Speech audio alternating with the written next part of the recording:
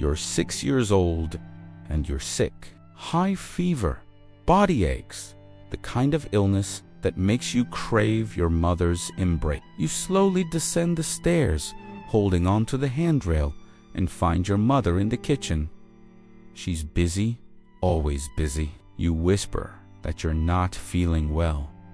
She doesn't even look up. Take some medicine and go back to bed. Mommy needs to finish this. You go back alone. You take the medicine alone, and there, in that silent hallway, you learn something that'll shape the next 30 years of your life. Your emotional needs are an inconvenience, but what you don't realize at that moment is that you're making a silent agreement. An agreement that seems to protect you. An agreement that, decades later, will make you feel like a stranger in your own life.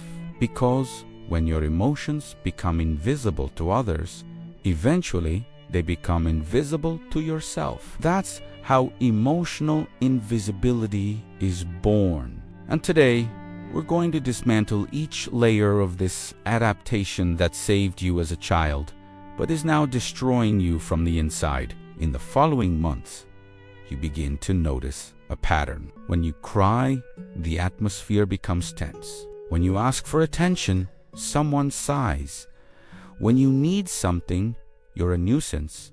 So you stop, not overnight, but gradually, like someone learning to breathe more quietly so as not to be noticed. First, you stop crying so loudly. Then, you stop crying in front of others. Eventually, you stop recognizing when you want to cry. You're 8 years old when you pretend to be asleep in the car while your parents discuss finances in the front seat. Not because you're sleepy, but because you realized that when you exist, when you speak, when you need something, you add weight to an already overloaded system. Achi desu.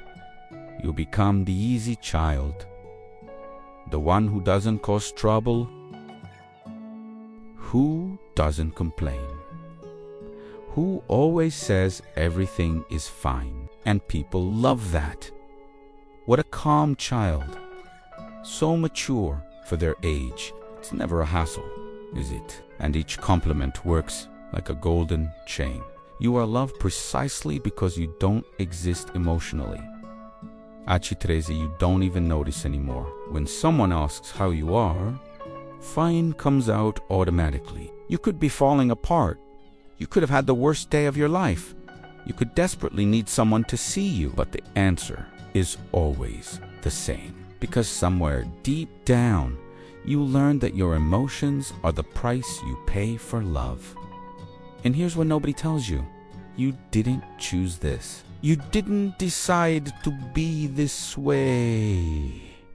You adapted. A child will do anything, absolutely anything, to maintain the connection with their caregivers, including disappearing. But before we understand why this haunts you to this day, we need to name what happened, because there's a word for it. A word you probably never used to describe your childhood: emotional neglect. Two terms that may seem too dramatic for what you experienced. After all, you had food, you had a roof over your head. She had everything a child needs, except one thing: someone who was genuinely present for her emotions. Alice Miller, a Swiss psychologist who dedicated her life to studying childhood trauma, had a brutal clarity about this. She said that emotional neglect is as devastating as physical abuse, sometimes even more so, because it's invisible. Nobody sees it.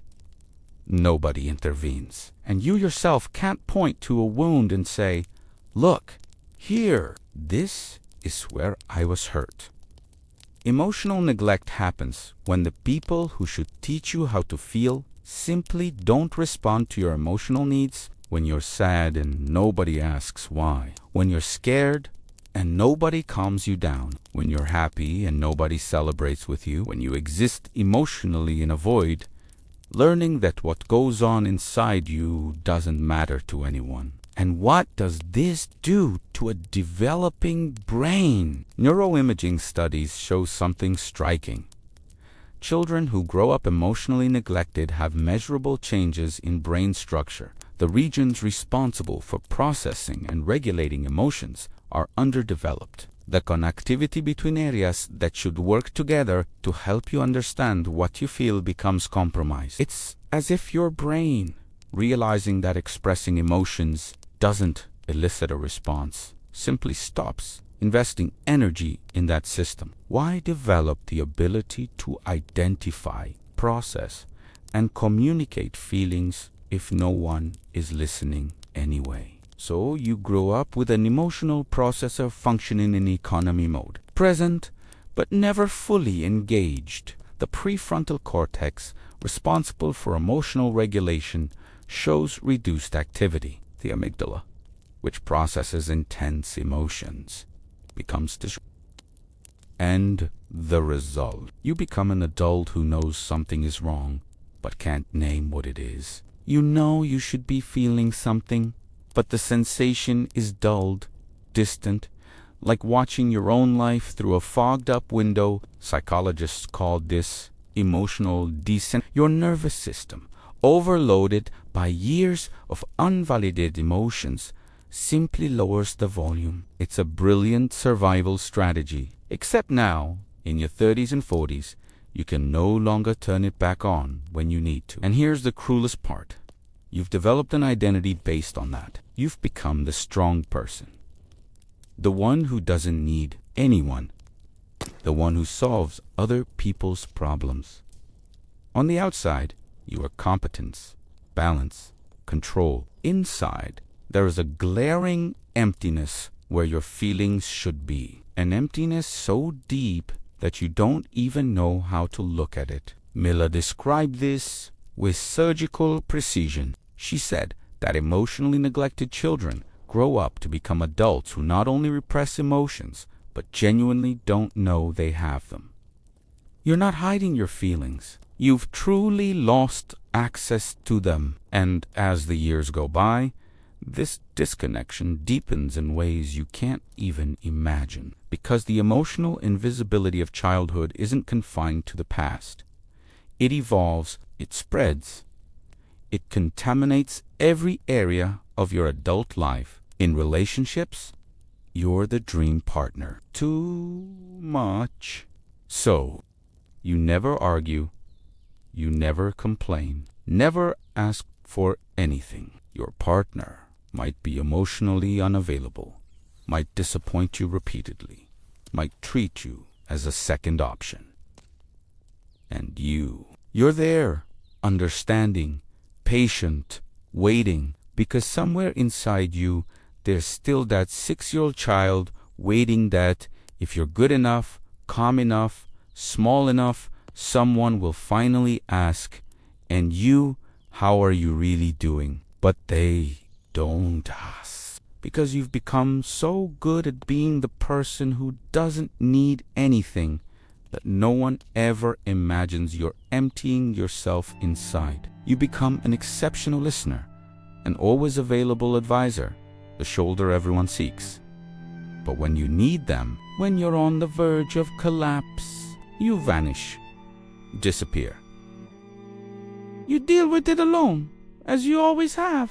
Because you still believe, at some unconscious level, that your needs are a burden. You accept emotional crumbs and confuse them with love. Someone texts you after 3 days. Wow, that's great. You remembered me. Someone vaguely asks how you are and doesn't wait for an answer. What a thoughtful person. You're so used to surviving without anything that anything seems like generosity. And there's more. You attract narcissistic people like a magnet because you're the perfect partner for those who only want to talk about themselves. You never interrupt with your needs. You never divert the spotlight. You mold yourself, adapt, disappear. And when it finally ends, when you can't take it anymore, you still think the problem was that you didn't try hard enough. But wait. At work, this dynamic becomes even more insidious. You're the employee who works late without complaining, who takes on extra projects without asking for recognition, who never negotiates salary because you don't want to seem difficult. You're afraid to bother them, even when you're being exploited, afraid to ask for a raise, even when you deserve it, afraid to say no, even when you're overwhelmed. Your boss loves you. Of course they do. You're the perfect solution. Competence without emotional maintenance. You deliver, deliver, deliver. And when you finally crumble, when you reach burnout, you do it in silence. Take a few days off, come back as if nothing happened, and carry on. You don't celebrate your achievements because somewhere you learned that being good is an obligation, not a merit. When something goes wrong, you automatically take the blame, even when it's not your fault. When something goes right, you credit it to luck or others. You're invisible even to yourself. And in friendships, you're the friend who's always there, always available, always generous. But when you need help, you minimize it. No, it's nothing. I'll handle it. You don't know how to ask for help because you never learned that you could. So the people around you genuinely don't know you're struggling. You've taught everyone to see you as the person who doesn't need anything. You have friends, but few really know you because you only show the edited, palatable, pleasant version. The version that doesn't bother anyone, and inside you, there's someone screaming, begging to be seen. But you silenced that voice so long ago that it's become just a background hum that you've learned to ignore. But you can still disguise, structure, and control all of these things. The symptoms that truly destroy you happen when you're alone, when there's no one to perform for. You look in the mirror and don't know who you are. Not philosophically. Literally. You've lost touch with your desires, your tastes, your preferences. When someone asks what you want, you genuinely don't know because you've spent decades attuned to the needs of others. And now, when you try to look inward, there's only silence. You feel fakey, even when you're being kind. Part of you suspects it's manipulation. Even when you're helping, you wonder if it's genuine or just another performance. You've lost the ability to distinguish between who you are and who you've learned to be. There's something people call an existential crisis. But for you, it's constant. You wake up, do everything you need to do, interact with people, smile, function. But beneath it all, there's a persistent feeling of emptiness. As if you were watching your life instead of living it. It's as if there's an invisible glass between you and the rest of the world. You have difficulty making decisions because you don't trust your own feelings to guide you. You analyze everything rationally, weigh the pros and cons, make lists, but you can never simply feel what you want. Because what you want has been silenced for so long that it's become just white noise. And when you finally break, when the stress accumulates too much, you don't cry for help, you implode alone. You lock your bedroom door, turn off your phone, and process everything in complete solitude. Because you still believe that your emotions are a problem you need to solve alone. The contradictions are what confuse you the most. You're always available, but nobody really knows if you're okay. You listen to everyone, but nobody knows what's going on with you. You're everywhere, but you feel invisible. You take care of everyone, but nobody takes care of you. And the most painful thing, it's not because people are bad. It's because you've taught everyone that you don't need it. You are generous to the point of exhaustion, but feel guilty when you need something. You desperately crave connection, but keep everyone at a safe distance. You fear abandonment, but never allow anyone to get close enough to abandon you. You are dying of loneliness, amidst dozens of superficial relationships that you yourself keep superficial. And here's the most devastating part. You know something is wrong. You feel the emptiness, but when you try to articulate it, you can't. Because how do you explain being neglected when you had everything? How do you say you were hurt when no one hit you? How do you name a wound that is pure absence? So you look for alternative explanations. I'm introverted. I'm independent. I'm just like this. And you keep going until you can't anymore. Until the weight of this invisibility becomes unbearable. Because deep down, there's a desire so profound, so ancient, that you don't even admit it to yourself. A desire that has haunted you since that hallway when you were 6 years old. You want someone to notice without you needing to say it, without you needing to ask, without you needing to perform or become small or have a crisis big enough to finally deserve attention. You want someone to simply see through the mask and say, "Hey, you're not okay, are you?" You want someone to insist. When you say, "I'm fine," you want them to look you in the eye and say, "No, you're not." And that's okay. You can tell me. You want someone to notice when you're too quiet, too distant, too small. You want to be sought out when you disappear. You want to matter without having to beg for it. You fantasize that one day someone will know you so well that they'll know when you're hurting before you even say it. Someone who will hug you when you start to withdraw. Someone who will hold your hand and say, "You don't have to be strong right now. You can fall apart. I'll hold you." And this fantasy is so powerful, so seductive, that you can spend decades in relationships waiting for someone to become that person. You give subtle hints. You wait. You're becoming increasingly empty, more resentful, more alone. Because this fantasy has a fundamental problem. No one is coming. No one is going to save you. No one is going to learn telepathy and finally see you. Because people aren't mind readers. And more importantly, you're asking someone to do for you what your parents should have done when you were little. You're asking someone to give you the childhood you didn't have. And here's the painful truth, but the one that also liberates. You are the someone. You are the person who will finally stop, look inside, and ask, "How am I really?" and not accept "I'm fine" as an answer. But before we get to real healing, we need to destroy 4 lies you carry as if they were absolute truths. Lie number 1. It wasn't so bad. There were people who went through worse. No, stop that. Emotional neglect is trauma. Just because no one hit you doesn't mean you weren't hurt. Absence also hurts. Silence also hurts.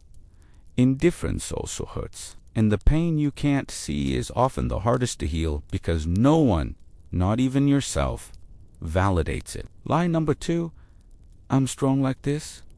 I like being independent.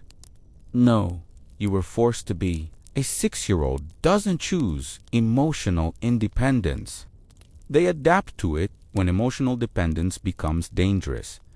You haven't developed resilience, you've developed a survival strategy. And now you're confusing the two. Lie number 3. I don't want to bother anyone. That's not kindness. That's terror disguised as altruism. You believe at some deep and inaccessible level that if you show your needs, people will abandon you. Because that's what happened when you were little. Every time you needed someone, you were left alone. So you learned. Need equals abandonment. And now you live trying to prove that you don't need anyone to ensure that no one leaves you. Lie number 4. Everything is fine. It's not. And you have every right to admit that. You have every right to be tired, to feel empty, to be angry, to want someone to see you. You're not strong for enduring everything alone. You're human, and humans need connection, validation, to be seen. They always have, they always will. And denying that doesn't make you admirable. It makes you exhausted. So, what won't heal you? Toxic positivity. Just get over it. Look on the bright side. Be grateful for what you have. These phrases don't heal emotional neglect. They repeat it because they're just another voice saying your emotions don't matter, that you should be okay, that the problem is you're not positive enough. Rationally, understanding doesn't heal either. You can read 1,000 books about childhood trauma and still feel exactly the same way, because the problem isn't in your mind. It's in your body, in your neural connections, in the way you were programmed to exist in the world. Forgiving your parents prematurely doesn't work either. Forgiveness can come, but it comes at the end of the process, not at the beginning. You can't skip over the anger, the sadness, the grief. You can't forgive while still believing the problem was you. And definitely, pretending it was a choice doesn't help. I choose to be this way. No, you didn't choose. A child doesn't choose to become emotionally invisible. They are conditioned to it under threat of losing love. Calling it a choice is just another layer of denial. What really heals is this. You need to start witnessing the child you were without trying to fix the experience. Look at that 6-year-old in the hallway and not say, oh, but it wasn't so bad, or at least you had food. Simply acknowledge that shouldn't have happened. A sick child shouldn't have to go back to their room alone, and that it happened doesn't make you strong. It makes you wounded. You need to learn to feel without immediately suppressing. When an emotion arises, don't mentally change the subject. Don't get distracted. Don't rationalize. Just feel. Where is it in the body? What does it feel like? Let it exist without judgment, without needing to make sense, without needing to lead to action.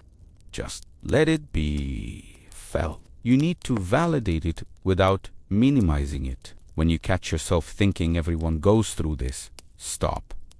Yes, others do. But at this moment, we're talking about you.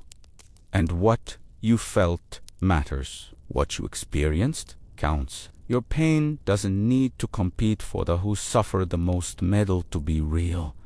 And you need to grieve. Grieve the childhood you didn't have, the father who didn't comfort you, the mother who didn't ask how your day was, the birthdays when no one noticed you were sad, all the moments when you needed help and there was no one there. Grieving isn't weakness. It's recognizing that you deserved better, and you truly did. Anger will come, and it's healthy, not destructive anger, but the anger that says, this wasn't right. I deserved to be seen. I deserve to matter. This anger gives you the energy to set boundaries, to demand more from your relationships, to stop accepting crumbs. And eventually, you'll need to reparent yourself. Turn to yourself and ask questions. No one asked you when you were little. How are you feeling? What do you need? What would make you happy right now? And when the answer comes, however simple it may be, honor it, because finally someone is listening. You, and the first step, the hardest, begins with a question you never fully allowed yourself to ask. What do I need that no one ever gave me permission to need? Sit with that question. Don't answer quickly, because the answer won't be rational. It will be visceral. It might be something simple like I need someone to hug me when I'm feeling down without me having to ask. Might be I need to cry without feeling like I'm being dramatic. It might be I need someone to ask me how my day was and really listen to the answer. Whatever it is, you have permission. You always have. It wasn't you who was wrong. It was the world that taught you not to need it. And now you're going to unlearn that one day at a time. The signs that you're healing aren't dramatic. There's no moment when everything is resolved. But one day you realize you said, "I'm not okay" out loud, and you survived. One day you realize you asked for help, and the person helped. They didn't abandon you. They didn't judge you. They helped. One day you realize you're feeling angry, and you're not apologizing for it. You're just feeling it. One day someone asks you what you want for dinner, and you can answer without calculating what others prefer first. One day you cry, and you don't hide. You just cry, as you should always have been able to do. One day you look in the mirror, and you don't just see the person everyone needs you to be. You see someone.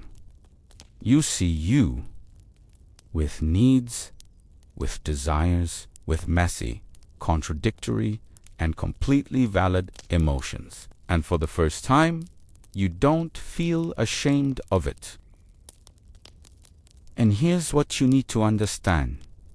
Your ability to emotionally disappear was never the problem. The problem was that you had no choice. You needed to disappear to survive. And you did. You survived. And that's no small feat. But now you're no longer in that hallway. You're no longer that 6-year-old waiting for someone to come down the stairs and get you. You're an adult, and adults have choices that children don't. Today, you can choose to be seen. Today, you can choose to tell the truth when someone asks how you are. Today, you can choose to ask for something you need without apologizing for needing it. Today, you can choose to feel completely without policing yourself. And yes, it will be uncomfortable.